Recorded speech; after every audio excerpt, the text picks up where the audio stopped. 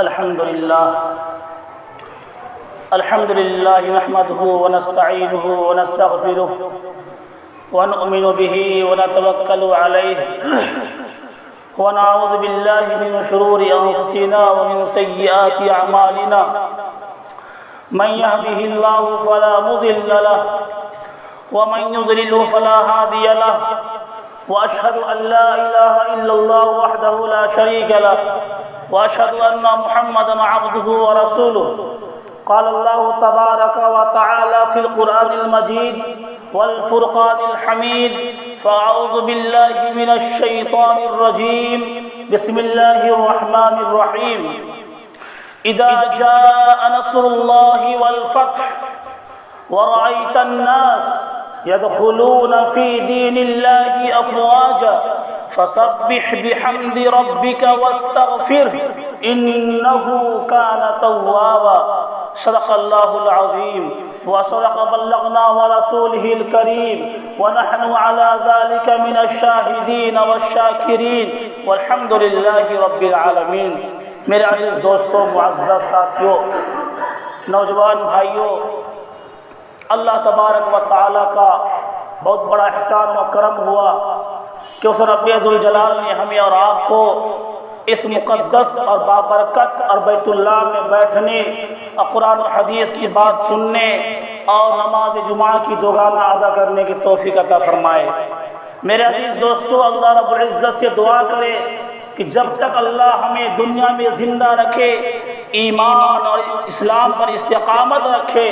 اور ہمیں جس طریقے سے نماز جمعہ کو ہم ضروری سمجھ کر نماز پڑھنے آتے ہیں اور جو بقیہ نماز ہے اس میں بھی ہمیں بار بار آنے کی توفیق نصیب فرمائے۔ ابھی میں نے آپ حضرات کے سامنے سورۃ النصر قرآن پاک کی ایک چھوٹی سی سورت میں نے تلاوت کی ہے۔ میں مناسب سمجھتا ہوں کہ اس سورت کے اندر جو میں نے ایک چھوٹا سا ٹکڑا فسبح بحمد ربک واستغفر جو میں نے تلاوت کی ہے، اسی کے ضمن میں میں چند باتیں کہہ کر اپنی بات کو ختم کروں۔ میرے عزیز دوستوں، میرے بھائیوں، اللہ تبارک و تعالی نے قرآن پاک کے اندر فرمایا فسبح بحمد ربک کہ اپنے رب کی تسبیح بیان کرو، اپنے رب کی، اس رب کی جس نے ہمیں اور آپ کو پیدا کیا ہے۔ ہمارا اور آپ کا دنیا میں وجود نہیں تھا، جس رب ذوالجلال نے ہمیں اور آپ کو وجود بخشا، اس رب ذوالجلال کی تعریف اور توصیف بیان کیجیے۔ آج ہم اور آپ کچھ بھی کام کرتے ہیں، ہم سے جو کام بھی ہو جاتا ہے، کسی کام میں ہمیں اور آپ کو کامیابی مل جاتی ہے، کسی کام میں فتح مل جاتا ہے، تو آج اپنے قوت بازو کا کرشمہ نہیں سمجھنا چاہیے۔ آج ہماری عادت یہ بن چکی ہے، آج کچھ کام ہم سے ہو جاتا ہے، کسی کام میں ہمیں کامیابی مل جاتی ہے، آج ہم کہتے ہیں اس کام کو ہم نے کیا ہے۔ آج کسی مدرسہ یا مسجد یا خانقاہ میں کوئی ہم دری دے دیے، کوئی چٹائی ہم خرید دیے، آج فخر سے اپنی انانیت اور تکبر اور گھمنڈ میں ہم کہتے ہیں اس کو تو ہم نے بنوا دیا ہے، اس کو تو ہم نے خرید دیا ہے، لیکن کبھی ہماری زبان سے یہ بات، یہ الفاظ یہ نہیں نکلتا ہے کہ اللہ کا فضل و کرم ہوا ہے، کہ اللہ کے فضل و کرم سے ہم نے یہ کام کیا ہے، اللہ کے فضل و کرم سے ہم نے یہ کام کیا ہے، اللہ نے ہم سے اتنا بڑا کام لیا ہے، ہم نے مسجد کی اس چیز کو ہم نے بنوا دیا ہے، مدرسہ کی اس چیز کو ہم نے بنوا دیا ہے، اللہ نے میرے ماں کو قبول کیا کہ ہم نے اپنے پیسہ سے ہم نے مسجد کی چٹائی اور دری خرید دی ہے۔ آج ہم تو یہ سوچتے ہیں کہ ہم نے یہ کام کیا ہے۔ میرے عزیز دوست، میرے بھائیوں، اللہ تبارک و تعالی نے فرمایا پہلے اپنے پروردگار کی تعریف بیان کرو، ان کی شان بیان کرو، ان کی کبریائی اور عظمت کو بیان کرو، اس کے بعد یہ کہو کہ اللہ کے فضل سے ہم نے یہ کام کیا ہے۔ پہلے یہ نہیں کہ ہم نے یہ کام کر کے دکھلا دیا ہے، اگر ہم نہیں آتے یہ کام نہیں ہو سکتا تھا۔ ہم اگر نہیں آتے تو یہ کام نہیں ہو سکتا تھا، یہ کام آپ نہیں کر سکتے تھے اگر میں نہیں ہوتا۔ عزیز دوستو میرے بھائیوں، نہیں، ان اللہ معنا، اللہ تو ہمارے ساتھ ہے۔ اللہ نے ہمیں چاہا کہ اب اللہ اپنے فضل و کرم سے یہ کام کر کے یہ کامیابی اللہ نے ہمیں دکھلا دیا، یہ چیز فتح ہوا ہے اللہ کی مرضی سے۔ اب جان لیجئے کہ اللہ کی مرضی کے مطابق ایک پتا بھی حرکت نہیں کر سکتا ہے، ہمارا قدم آگے پیچھے بھی نہیں ہو سکتا ہے۔ اللہ اگر نہ چاہے، آج ہماری زبان جو چیخ رہی ہے، اللہ نہ چاہے ایک لفظ بھی اپنی زبان سے ادا نہیں کر سکتے ہیں۔ یہ اللہ کا فضل و کرم ہے،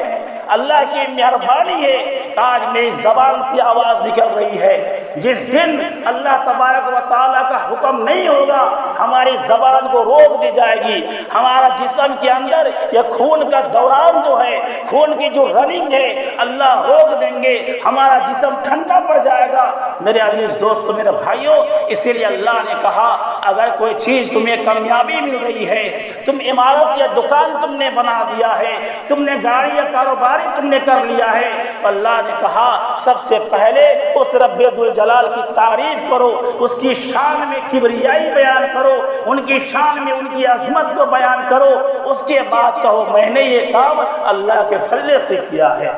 اسی کو اللہ نے کہا فَسَبِّحْ بِحَمْدِ رَبِّكَ، کہ اپنے رب کی تسبیح و تحلیل بیان کرو۔ آج ایک نیتا ووٹ کے موقع پر ہمیں 10,000 روپیہ اگر دے دیتے ہیں، ان کی شان میں کتنی تعریف جگہ جگہ بیان کرتے ہیں، وہ نیتا ایسے ہیں، وہ ایسے ہیں، ان کو ووٹ دینا چاہیے، لیکن اللہ تبارک و تعالیٰ نے اتنی ساری نعمتوں سے ہمیں نوازا ہے۔ اللہ نے علی الاعلان قرآن میں فرمایا وَإِن تَعُدُّوا نِعْمَتَ اللَّهِ لَا تُحْصُوهَا، ہم نے جتنی نعمتیں ہم نے تمہیں دے رکھا ہے، اگر میری نعمتوں کا تم شکریہ ادا کرنا چاہو تم ہرگز نہیں کر سکتے ہو۔ لیکن آج یہ سمجھتے ہیں کہ جو چیز فری میں ہمیں مل جائے، جو چیز فری میں ہمیں حاصل ہو جائے، اس چیز کی قدر و قیمت ہمیں نہیں کرتے ہیں، ہمیں نہیں ہوتی ہے۔ میرے عزیز دوستو میرے بھائیوں، ذرا بتائیے اللہ اگر ہماری آنکھ کو اللہ نہیں دیتے، ذرا بتائیے پوری دنیا کے ڈاکٹر اگر آنکھ لگانا چاہے تو لگا نہیں سکتے ہیں۔ کیوں؟ اللہ نے اس چیز کو چھین لیا، ہمیں کوئی دوبارہ یہ چیز نہیں مل سکتی ہے۔ آج آنکھیں ہمیں مل گئی ہے، آج کان یہ ہاتھ ہمیں مل گئے ہیں، آج جسم پر ایک ایک عضو اللہ نے ہمیں دیا ہے۔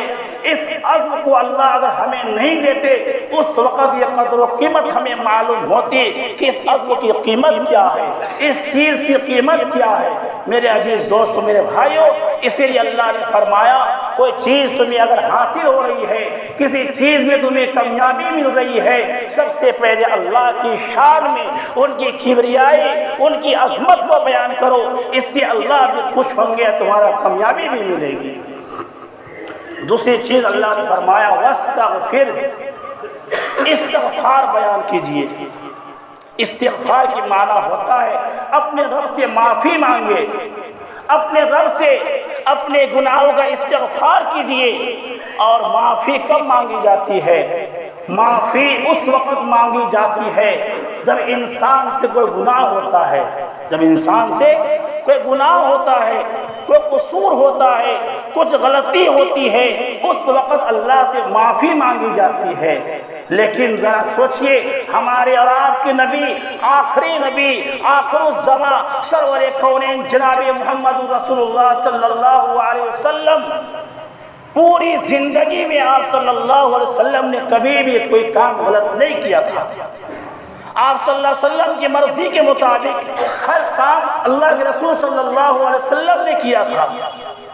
یہاں تک کہ آپ کو معلوم ہوگا جو قوم گناہوں میں ملوث تھی، جو قوم جاہلیت میں ڈوبی ہوئی تھی، جو قوم گناہوں میں، وہ لوگ گناہوں کے سمندر میں گوتا لگا رہے تھے، ویسی قوم کو ہمارے اور آپ کے نبی، آخری نبی، سرور کونین جناب محمد رسول اللہ صلی اللہ علیہ وسلم ویسی جگہ سے نکال کر گناہوں میں ملوث ہونے کے باوجود گناہوں سے نکال کر ہمارے آقا نے اس قوم کو صرف راہ راست نہیں دکھایا بلکہ راہ راست پر لے جا کر ان کو کلمہ توحید کا قائل بنایا۔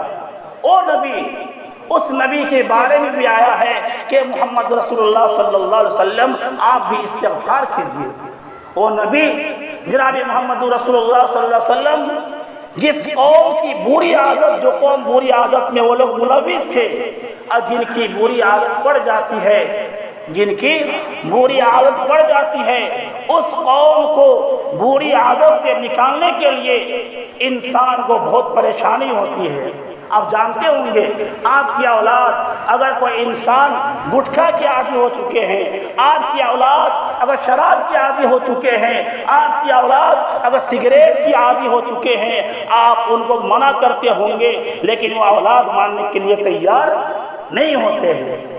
بہت سارے انسان سے میں نے بھی کہا بھائی یہ چیز غلط ہے، آپ چھوڑ دیجئے، لیکن جواب مجھے یہ ملتا ہے کھانا تو چھوٹ سکتا ہے، پانی پینا چھوٹ سکتا ہے، لیکن یہ شراب نوشی جو میری عادت بن چکی ہے، یہ سگریٹ نوشی جو میری عادت بن چکی ہے، وہ چھوٹ نہیں سکتی ہے، وہ چھوٹ نہیں سکتی ہے۔ لیکن ہمارے آپ کے آقا جناب محمد رسول اللہ صلی اللہ علیہ وسلم اس قوم کو جو شراب میں وہ لوگ مبتلا تھے، شراب میں مبتلا تھے، ہمارے صحابہ کرام رضوان اللہ تعالی علیہ مجمعین شراب کی حرمت سے پہلے وہ بھی شراب پیا کرتے تھے۔ صحابہ کرام فرماتے ہیں ہم لوگ ایک مجلس میں بیٹھے ہوئے تھے، حضرت انس رضی اللہ تعالی عنہ سب کو شراب پلا رہے تھے، آپ صلی اللہ علیہ وسلم کی جانب سے ایک آواز آتی ہے کہ صحابہ کرام، اے صحابہ ذرا کان کھول کے سن لو کہ اب شراب کی حرمت نازل ہو گئی ہے۔ شراب تو پہلے پینا جائز تھا لیکن اب شراب پینا منع کیا گیا ہے۔ صحابہ کرام فرماتے ہیں کوئی صحابی تو شراب کی پیالہ کو لے کر پینے کے لیے اپنے منہ تک پہنچا چکے تھے، کوئی صحابی شراب کی بوتل کو لے کر اپنے منہ میں ڈال چکے تھے۔ سارے صحابہ کرام جیسے ہی یہ آواز کو سنتے ہیں، سارے صحابہ کرام اپنی شراب کو زمین پر بہا دیتے ہیں، مٹکے کو توڑ اور پھوڑ ڈالتے ہیں۔ اس صحابہ کرام کے بارے میں یہ تاریخات شاہد ہے، تاریخات کے اندر لکھا ہے، سیرت کے اندر لکھا ہے، بعض صحابہ کرام تو جو صحابہ شراب جو پی چکے تھے اپنے حلق میں انگلی کو ڈال کر قے کر ڈالے۔ لیکن آج ہماری حالت دیکھیے، آج ہماری حالت دیکھیے، آج اعلان ممبروں پر بیٹھ کر، جلسوں جلوس پر بیٹھ کر یہ منع کیا جا رہا ہے شراب نوشی مت کیجیے، جوؤں کے اڈوں میں مت بیٹھیے، سگریٹ مت پیجیے، یہ سب بری عادت ہے۔ لیکن آج ہماری حالت کہاں ہے؟ اس قوم کو ہمارے اور آپ کے آقا جناب محمد رسول اللہ صلی اللہ علیہ وسلم نے، اس قوم کو بھی ہمارے آقا نے اس بری عادت سے نکال کر راہ راست پر اللہ کے رسول نے لایا ہے۔ ذرا بتائیے کیا نعوذ باللہ یہ غلط کام تھا؟ اور یہ غلط کام تھا؟ نہیں، یہ اللہ کے مرضی کے مطابق کام تھا۔ پھر بھی اللہ نے فرمایا وَاسْتَغْفِرْ، اے میرے آقا آپ بھی استغفار بیان کیجئے، اللہ سے توبہ کیجئے، اللہ سے آپ بھی اپنے گناہوں کی معافی مانگیے۔ ہم اور آپ اسی نبی کی آج امت میں ہے، ہم اور آپ اسی نبی کی امت میں ہے۔ آج ہمیں بھی چاہیے کہ اللہ رب ذوالجلال کی بارگاہ الہی میں جھک کر سجدہ ریز ہو کر ہمیں استغفار کرنا چاہیے۔ آج ہمارے آقا کا یہ بھی معمول تھا، جب بھی نماز سے فارغ ہوتے تھے ہمارے آقا جناب محمد رسول اللہ صلی اللہ علیہ وسلم 3 مرتبہ استغفر اللہ استغفر اللہ استغفر اللہ کہا کرتے تھے۔ آج جیسے امام صاحب سلام کہتے ہیں ہم بھی اس الفاظ کو استعمال کرتے ہیں، لیکن ایک سوال یہی پیدا ہوتا ہے کہ غلطی گناہ کا استغفار تو اس وقت کیا جاتا ہے، اللہ سے معافی اس وقت مانگی جاتی ہے جب کوئی انسان گناہ کا کام کرتا ہے، لیکن نماز پڑھنا کوئی گناہ کا کام تو نہیں ہے، پھر بھی استغفار کیوں کرتے ہیں؟ تو وہی واقعہ یہاں پیش ہوتا ہے۔ اللہ نے فرمایا، اللہ کے رسول نے فرمایا جیسی ہمیں عبادت کرنی تھی جیسی ہمیں نماز پڑھنی تھی، جیسا ہمیں صدقہ دینا تھا، جیسا ہمیں خیرات کرنا تھا، ہم سے نہیں ہو سکا۔ اس لیے نماز کی بعد بھی ہر انسان کو یہ عمل کرنا چاہیے کہ استغفر اللہ، یا اللہ، یا اللہ، ہم کو آپ نے جسم دیا ہے، ہمارے جسم میں روح کو آپ نے باقی رکھا ہے، جیسی نماز پڑھنی تھی، جیسا صدقہ دینا تھا، جیسا زکوٰۃ دینا تھا، یا اللہ ہم نے دے نہیں سکا۔ ہمارے زکوٰۃ دینے میں اگر کچھ ریاکاری پیدا ہو گئی ہے، ہمارا صدقہ دینے میں کچھ ریاکاری پیدا ہو گئی ہے، نماز پڑھنے میں کچھ دکھلاوا پیدا ہو گیا ہے، یا اللہ اپنے فضل و کرم سے اس ریاکاری کو، اس مکاری کو، اس فریبکاری کو اے اللہ تو معاف فرما، کیونکہ یہ ہمارے آقا کو معلوم تھا۔ ہر انسان کو خواہ وہ تنہائی میں ہو، خواہ وہ اجتماعی میں ہو، ہر وقت انسان کو استغفر اللہ کا ذکر اپنے زبان پر اور اپنے دل پر فکر رکھنی چاہیے۔ انشاءاللہ الرحمن وہ انسان دنیا میں بھی کامیاب ہوگا اور آخرت میں بھی اس کی کامیابی اس کی قدم چومے گی۔ میرے عزیز دوستو، میرے بھائیوں، ہمارے آقا جناب محمد رسول اللہ صلی اللہ علیہ وسلم جب بھی تہجد کے لیے اٹھا کرتے تھے، جب بھی نماز تہجد کے لیے نماز پڑھا کرتے تھے، لمبی لمبی قرات کرتے تھے، اتنی لمبی قرات کرتے تھے، اتنی لمبی قرات کرتے تھے کہ ان کے پاؤں میں ورم آ جاتا تھا۔ عائشہ فرماتی ہے ایک مرتبہ ہمارے آقا نماز تہجد پڑھ رہے تھے، سجدہ میں گئے تو اتنا لمبا سجدہ کیے، اتنا لمبا سجدہ کیے کہ میرے دل میں یہ بات کھٹکنے لگی کہ ہمارے آقا اب دنیا میں نہیں رہے، ہمارے آقا اب دنیا میں نہیں رہے۔ میں پیچھے جا کر ہمارے آقا کے پاؤں کے انگوٹھا کو پکڑ کر میں حرکت دینے لگی، پتہ چل جائے گا کہ ہمارے آقا دنیا میں ہے یا نہیں ہے۔ ذرا بتائیے، اتنے لمبے لمبے سجدے کرتے تھے، پھر بھی اپنے رب ذوالجلال سے، اس پاک ذات سے ہمارے آقا ہمیشہ استغفار کیا کرتے تھے، اپنی گناہوں کی معافی مانگا کرتے تھے۔ میرے عزیز دوستوں، میرے بھائیوں، ہر انسان سے میں یہی دو چیز عرض کرنا چاہتا ہوں کہ اس پروردگار نے ہمیں وجود بخشا، ہمیں دنیا میں پیدا کیا، اس کے کبریائی اور عظمت کی ہمیشہ تعریف کرنا چاہیے، سبحان اللہ اور الحمدللہ کا ورد اور ذکر کرنا چاہیے، اور جو بھی کام ہوا ہے